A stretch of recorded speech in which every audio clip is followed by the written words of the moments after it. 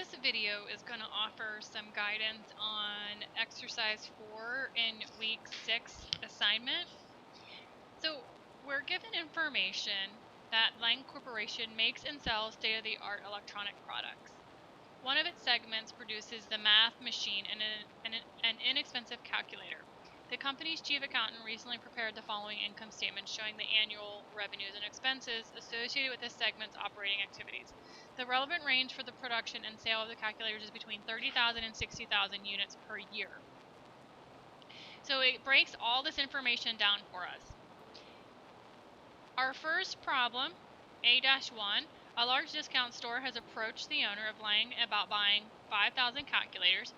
It would replace the math machine's label with its own label to avoid affecting Lang's existing customers. Because the offer was made directly to the owner, there's no sales commission on the transaction, but the discount store is willing to pay only $5.50 per calculator. So what this wants you to do is calculate the contribution margin based on this information. So I usually have a column and I put my information here.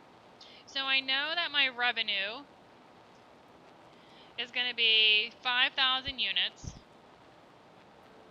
times $5.50 because that's all they're willing to pay. Okay, so I'm going to have that here. Finish this off here. And over here, I'm just going to do my calculations. 5,000 times 550. And my revenue is 27,500. Okay. So I still need to factor in my cost because I'm still going to incur the materials to manufacture the calculator. So my manufacturing cost is 5,000 units times my $2.25 for my materials, which I'm taking right from my statement over here. Okay. So again, I'm just going to come over here and I'm going to let Excel do the work for me. It's been a long week and I don't feel like trying to do it in my head. So then I'm still going to have to pay somebody to manufacture those. So I'm going to incur my labor cost. Again, the 5,000 okay, times $1.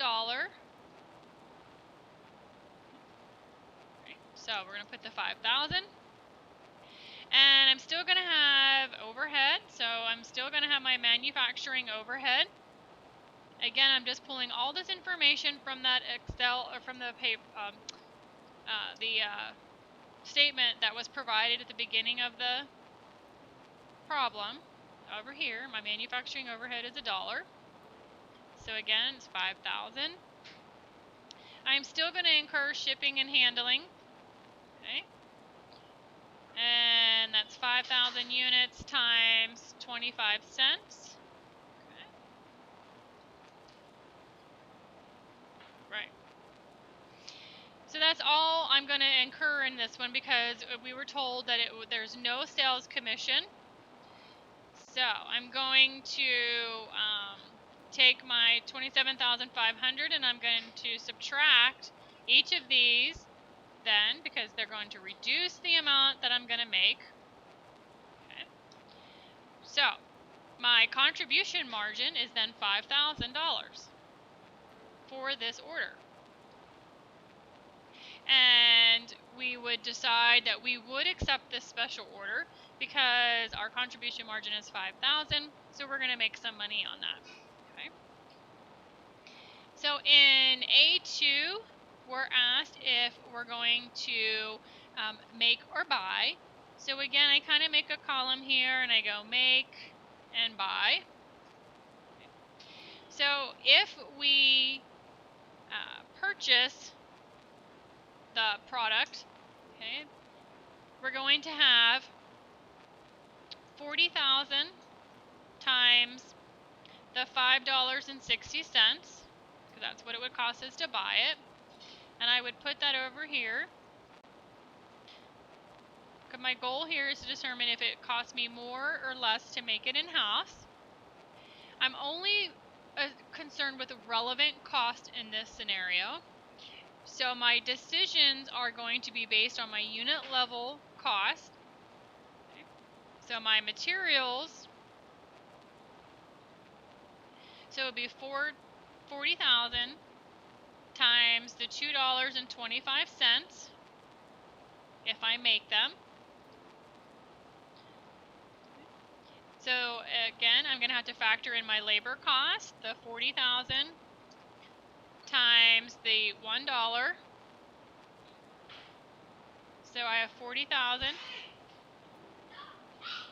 And I'm still going to have manufacturing overhead. Okay. Again, it's the 40,000 because that's the number of units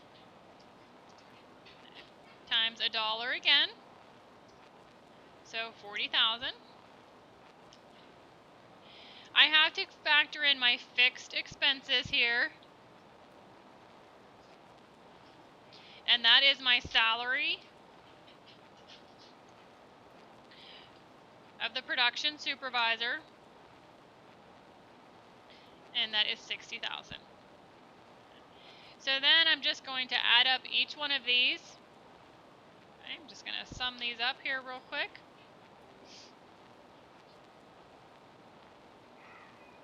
And bring down the 224,000. So from here you would decide if we would make or buy.